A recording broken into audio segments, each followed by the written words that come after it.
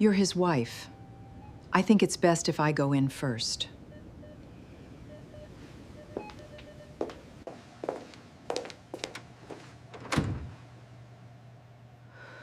Marisol Ortega had not slept in 11 hours. She did not feel tired. She felt hollowed out, light in a way that frightened her, like the surgeons had taken more from her than the wedge of liver tissue the consent form described. She sat in the family lounge of Ash Grove Memorial in a hospital gown of her own. An IV bruise, yellow-green, bloomed across the back of her hand. She waited for someone to tell her she could see her husband. That someone turned out to be her mother-in-law. Constance Cole appeared in the doorway, dressed for a luncheon, not a vigil. Cream blazer, pearl studs, silver hair set in the same wave it had held for 30 years. She did not sit. She stood over Marisol with the stillness of a woman who had rehearsed exactly what she was about to say. "He's stable," Constance said. "Recovery room, ICU step down. Family only, for now." The nurses were very clear. "I am his family," Marisol said. Her voice came out smaller than she wanted. "You're his wife," Constance said. She let the distinction hang in the air like something she'd been saving for years. "Desmond needs quiet. He needs to wake up to people who won't ask anything of him. I think it's best if I go in first." Marisol looked down at the bandage taped along her own ribs, at her hand, still trembling from the anesthesia, and she understood, with a clarity that felt almost peaceful, that she was being punished. She just didn't know for what yet. Constance left without waiting for an answer. She hadn't asked a question. Marisol sat alone. Somewhere behind a wall, a machine kept beeping in a rhythm that wasn't hers. A piece of her was living inside another person's body now, and no one on either side of that door would let her in to see what she'd made. She had given almost everything a person can give, and she was still waiting for permission. If you've ever given everything you had to someone and then had to wait for permission to be let back in, stay with me. Before this story ends, you'll understand exactly how two people build a marriage where the one who gives the most ends up needing an invitation. And if you're new here, welcome. I'm glad you're here for this one. Go ahead and subscribe, because what happened over the next 6 days will change how you think about what love actually costs. To understand why a woman would give a third of her liver to a man who would then be kept from her by his own mother, you have to go back 4 years. Back to the wedding. Neither Cole, parent, had wanted, and further back than that, to the version of Desmond Cole that Marisol had fallen in love with before either of them understood what he was. Desmond had been the kind of charming that made a room rearrange itself around him. He remembered the names of waiters. He asked follow-up questions and actually listened to the answers. He cried, openly and without embarrassment, at his cousin's graduation, and Marisol had watched him do it and thought, here is a man who isn't afraid to feel things in public. She didn't yet know how rare that was for him, or how carefully it had been built. He wrote her notes. Small ones, folded twice, tucked into places she wouldn't find them right away. The pocket of her winter coat, the side compartment of her gym bag, the glove box of her car. For weeks after they started dating, Marisol kept discovering small proof that she was loved, scattered through her own life like something he'd planted just to watch her find it. She still had a few of them, years later, in a shoebox on the top shelf of their closet. She hadn't looked at them in a long time. What she didn't know yet, what took her years to piece together, was that Desmond's charm hadn't grown wild. It had been built on purpose, by someone else, long before Marisol ever walked into a room he was standing in. Constance had raised him alone after her husband left for a colleague at his law firm, back when Desmond was young enough that the leaving became less a memory than a kind of weather he'd grown up inside. Constance rebuilt her life around one project after that, making sure her son never felt the powerlessness she'd felt, standing in a kitchen while her marriage was explained to her in the past tense by a man who'd already made up his mind. So she raised him careful, charming, because charm opens doors that competence alone doesn't. Quick with an apology, because an apology delivered well and fast can dissolve almost any conflict before it becomes a problem. She taught him, without ever framing it this way, that discomfort was something to be managed and exited rather than something to sit inside. What she never taught him, what she'd spent his whole childhood, in fact, quietly teaching him to avoid, was how to stay still inside a feeling he didn't like. How to sit with guilt without performing his way out of it. How to be afraid without immediately reaching for something that would make the fear go quiet. Marisol met him in her late 20s at a mutual friend's dinner party and mistook the polish for depth. It's an easy mistake to make.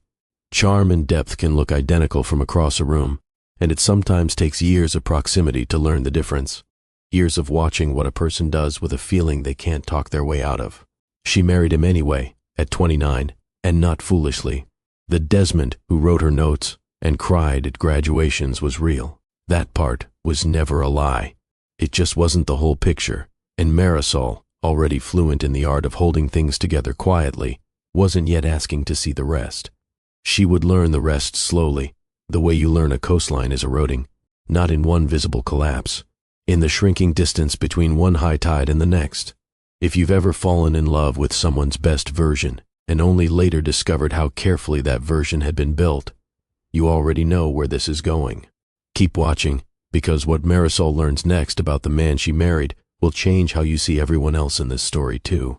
The drinking never looked like drinking. That was the trouble with it. It looked like celebrating. It looked like unwinding after a hard week. For the first 2 years of their marriage, it looked like a normal amount of wine with dinner that occasionally became an abnormal amount, followed by mornings so full of gentle, articulate remorse that Marisol found herself comforting him for the thing that had frightened her the night before. Desmond apologized beautifully. It was, she would later admit to herself, one of his most dangerous skills. She told herself she could manage it, because managing things was what she knew how to do.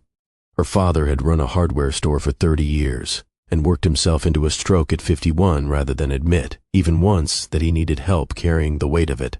Marisol had grown up watching a good man believe that asking for help was a kind of failure, and she'd absorbed the lesson so completely she never noticed she'd learned it. Love, in her father's house, meant carrying things quietly so no one else had to see you struggle. It meant showing up. It meant never once saying the words, "I can't do this alone." She was 29 when she married Desmond, already fluent in that language, and it did not occur to her, not for a long time, that competence could be its own kind of enabling. That holding a household together through sheer will could eventually become the very thing that lets someone else avoid holding anything at all.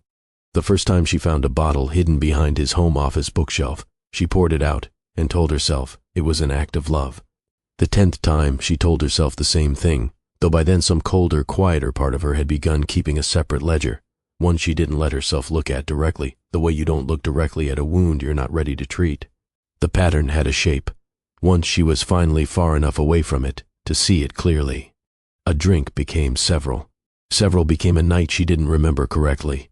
A missed morning meeting became a sick day she called in for him herself, voice steady, story rehearsed. A stumble against the porch railing became a pulled muscle when a neighbor asked. Each individual lie was small enough to swallow. It was only the sum of them that would eventually choke her. She never once thought of it as lying. She thought of it as protecting him from consequences that would only make things worse, as if consequences were an outside force she could shield him from indefinitely, rather than the only thing that had ever taught anyone to change. What made it harder to name was that Desmond, in every other way, was still the man who'd hidden notes in her coat pockets. He remembered her mother's birthday. He showed up, sober and present and full of warmth, for the vast majority of their days together, enough good days that the bad ones felt like exceptions rather than a direction the whole marriage was quietly traveling in. That's how erosion works. It doesn't announce itself. A coastline doesn't collapse in one dramatic night. It gives up a little more shoreline with every tide, so gradually that a person standing on it can go years without noticing the water has crept closer than it used to be. Marisol stood on that shrinking ground for 4 years and told herself every single season that the tide had stayed exactly where it was. Have you ever loved someone by managing the parts of them that frightened you, instead of naming those parts out loud? Have you ever mistaken your own exhaustion for devotion, because devotion at least came with a story you could be proud of? If any of that sounds familiar, you're not alone in this, and I think that's exactly why Marisol's story matters. If you're finding yourself in these first few minutes, go ahead and hit subscribe now, because what she does next with what she's been managing is going to test everything she believes about love. Let's keep going. 18 months before the surgery, Desmond went in for a routine physical, and his liver enzymes came back elevated. Marisol was the one who sat in the exam room and heard the doctor say the words, fatty liver, who listened to what continued drinking could do to a diagnosis like that over time, and translated the whole conversation silently into a warning she decided in about 90 seconds she would spend replaying for years to keep from Constance. Why would I worry her? Desmond said in the car afterward, already composing the version of the story he'd tell his mother if it ever came up. She'll just make it a whole thing. You know how she gets. Marisol knew exactly how Constance got. Constance got protective in a way that curdled, slowly and predictably, into control. She had spent Desmond's entire life rescuing him from every consequence so completely that he'd never built the muscle for facing one on his own, and Marisol, without ever quite deciding to, had simply continued the family tradition under a different name. But there was another reason she stayed quiet, and it took her a long time to admit it, even to herself. Constance had never liked her, not loudly, not in any single moment Marisol could have pointed to and called unfair. Constance was too careful for that. She corrected Marisol's pronunciation of wine varietals at family dinners. She asked, every Christmas without fail, whether Marisol's parents' store was still open, in a tone that made the question sound like concern and land like an inventory of everything Marisol's family didn't have. Small, precise cruelties, delivered with a smile, from a woman who had decided the moment she met her son's girlfriend that this was not the daughter-in-law she'd pictured for him. If Marisol told Constance about the diagnosis, some buried part of her understood exactly what she'd be handing her, proof, a reason to say, in that same elegant, deniable way, I told you she wasn't good enough for him. And Marisol, competent, careful, endlessly capable of holding a household together, could not stand the thought of being seen as anything less than enough. So she called it protecting Desmond. She called it giving him room to fix himself quietly, without an audience. What she never let herself call it, not once in 18 months, was what it actually was. A secret she was keeping partly to win an argument Constance didn't even know they were having. The secret kept growing, the way secrets about a body always do, in the dark, unattended gathering wait nobody was watching. Constance found out about the drinking the week before the surgery, and she found out because Marisol finally told her. It was not generosity that made Marisol confess.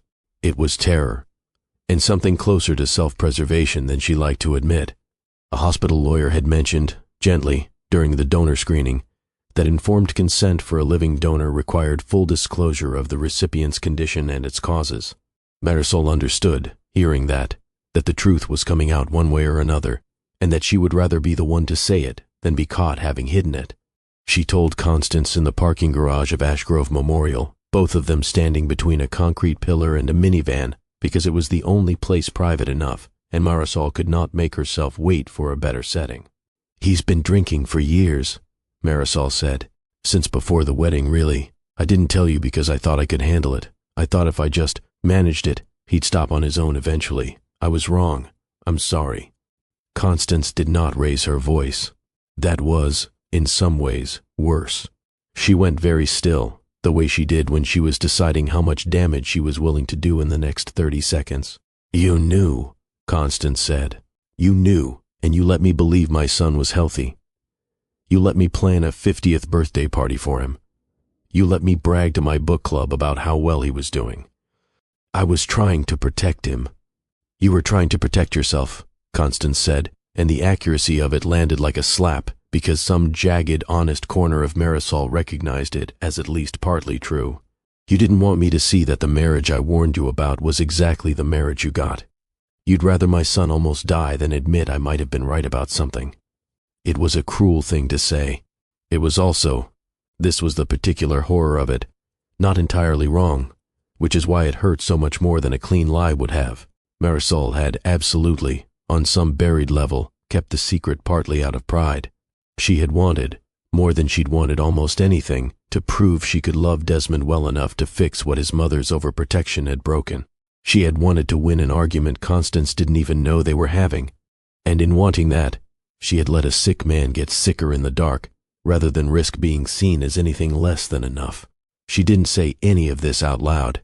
She said instead, I'm giving him part of my liver next week. I need you to focus on that, instead of on being angry with me. Constance looked at her for a long moment, something moving behind her eyes that Marisol couldn't name yet. "I don't know how to do both," she finally said, "so I'm going to focus on my son." She turned and left. Marisol stood alone by the minivan for a long time after, replaying the sentence that had landed hardest. Not the accusation, but the truth folded inside it. She had spent 4 years believing that the story she was protecting was Desmond's. Standing in that garage, she understood for the first time that some part of it had always been her own.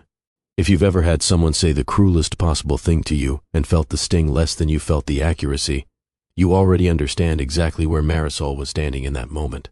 This is usually where a story like this starts asking you to pick a side. I'd rather ask you to stay curious a little longer, because both of these women are about to be tested in ways neither of them saw coming. If that sounds like the kind of story you want more of, subscribe now. We're just getting to the part that changes everything. The surgery itself went as well as such things go.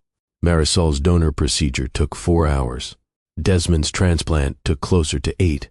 60% of her liver, resected and transplanted, began almost immediately, the surgeon told her afterward, with the particular wonder doctors allow themselves for this organ specifically, since it's one of the only ones in the human body capable of regrowing itself, knitting back toward wholeness in both of them at once. Her remaining portion, his new one, 2 separate bodies growing back toward full function on parallel tracks after 4 years of slowly growing apart from each other in every other way.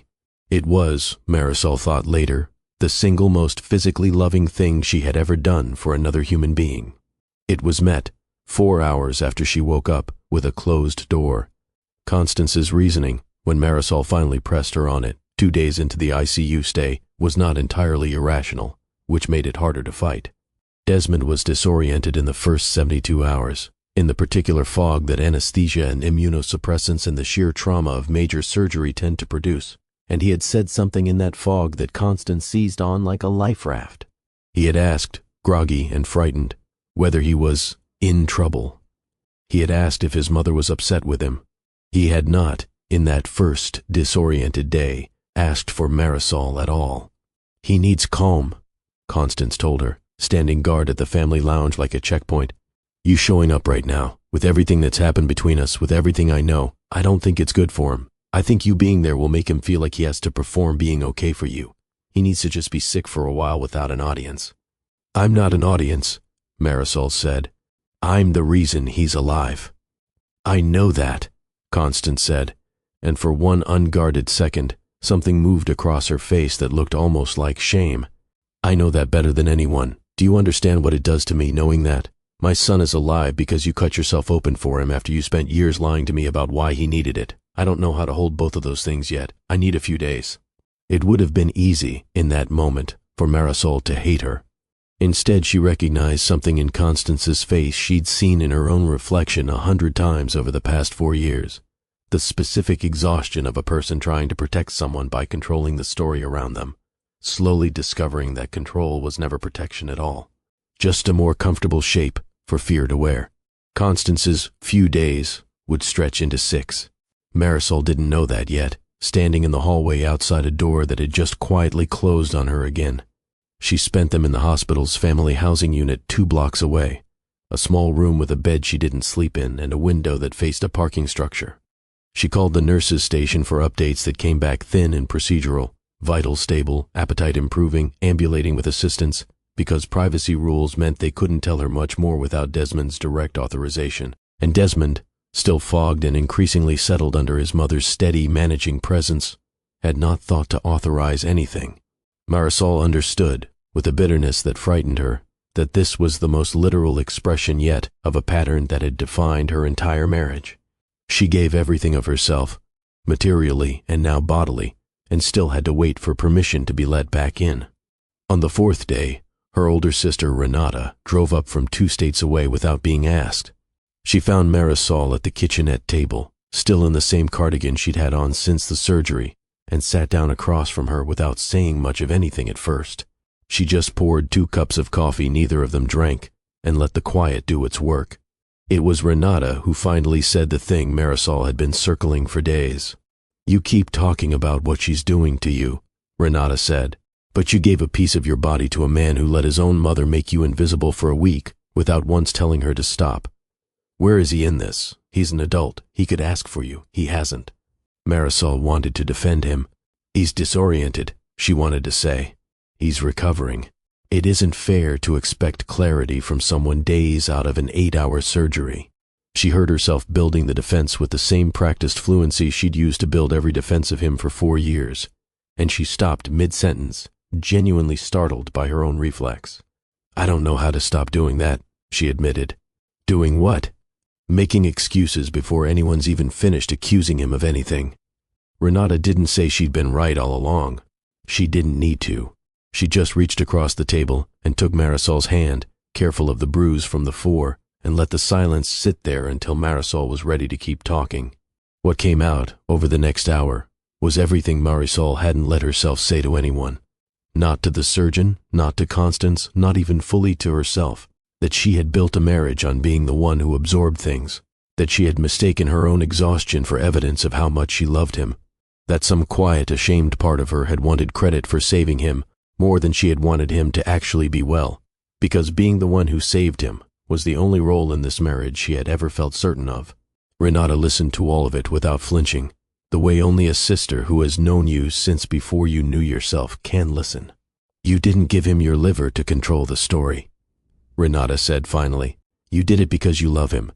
Those are two different things, and I think you've been letting the second one hide inside the first one for 4 years. If you've ever found yourself defending someone before anyone even finished the sentence, you already know exactly what Renata was naming in that kitchenette. Sometimes the people who love us best aren't the ones who agree with us. They're the ones willing to ask the question we've been avoiding.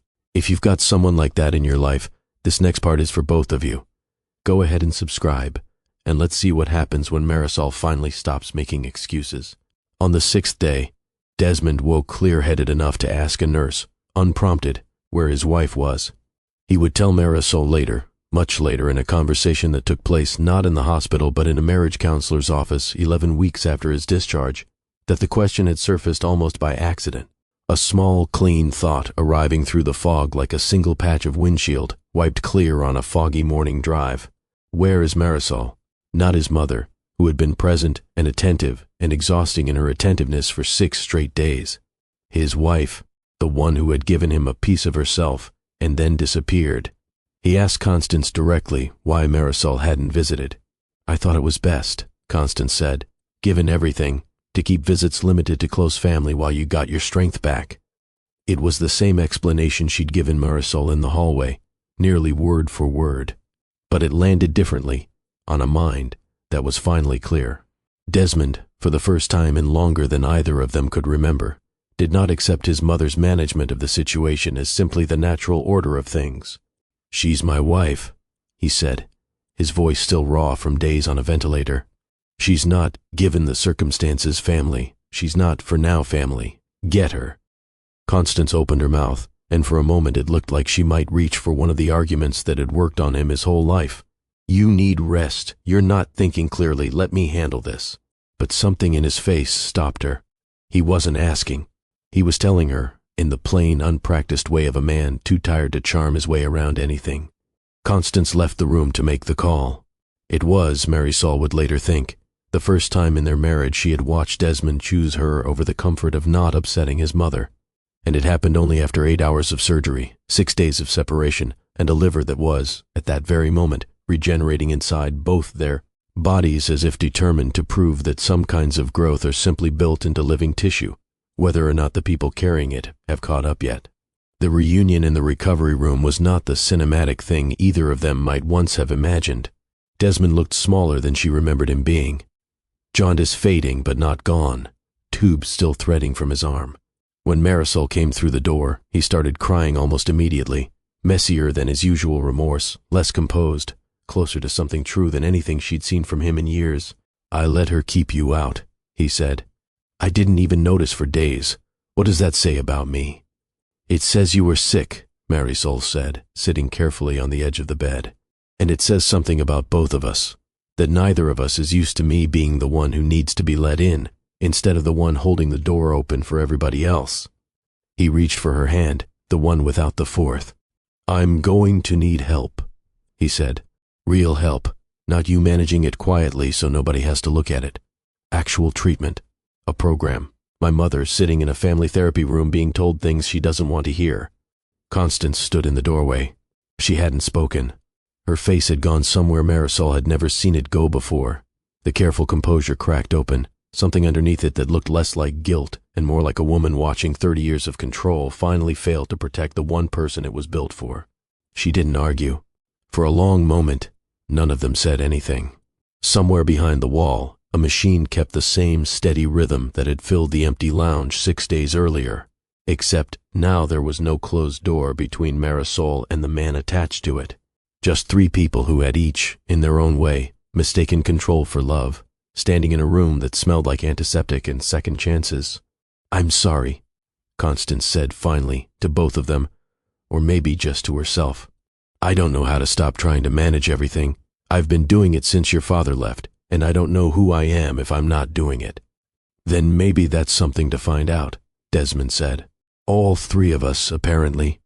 Marisol looked at her husband, this smaller, rawer, more honest version of him, 3 days emptied of everything he used to hide behind, and felt something she hadn't expected yet. Not relief exactly, not forgiveness yet either, something closer to the beginning of both. The full reckoning did not happen in one scene, the way it might in a story that resolves everything in a single tearful conversation. It happened in pieces over the following year. It happened in a family therapy office, where Constance admitted, haltingly, that controlling Desmond's environment had always felt easier than trusting him to survive without her. A habit that went back to the year his father left, when she decided that if she managed every variable in her son's life closely enough, nothing would ever hurt him again. She hadn't understood, not until that office, that the managing itself had become its own kind of hurt. It happened in quieter conversations between Marisol and Desmond, where she learned to say "I'm scared" instead of quietly pouring out another bottle, and he learned to say "I need help" before the need became a crisis someone else had to absorb. It was not instant. It was not perfect. Constance and Marisol remained, 18 months later, more cordial than close. Old wounds don't fully close just because everyone survives the surgery that exposed them. But Constance stopped correcting Marisol's pronunciation at dinner. She asked once about the hardware store, and something in her voice sounded almost like genuine curiosity instead of a rehearsed slight. Desmond stayed sober, not effortlessly. There were 2 close calls in that first year, both of which he told Marisol about himself, unprompted, within hours, instead of letting her find the evidence weeks later the way he once would have. He stayed, and the staying became its own kind of vow, quieter and more durable than the one they'd made at their wedding, because it was chosen fresh every difficult day instead of declared once and assumed permanent. Marisol learned the harder lesson, that love which only ever gives, only ever absorbs and manages and protects other people from consequences, isn't the deepest form of love at all. Sometimes it's just its most exhausted disguise. She had given Desmond a piece of her body without a moment's hesitation. It took her far longer and far more courage to learn to ask him, and eventually his mother, to give something back. Honesty, offered before it became necessary.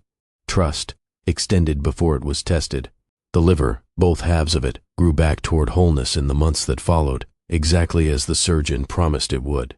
The people attached to it took a good deal longer, but they got there a little at a time by choosing something harder than either surgery to leave the door open before anyone was sure what might come through it. If this story reminded you of anyone in your own life, a parent, a partner, maybe even yourself, I'd love to hear about it in the comments below. And if you've made it this far with us, thank you for staying. Subscribe, so you're here for the next story about the quiet, complicated ways we learn to love each other well. I'll see you in the next one.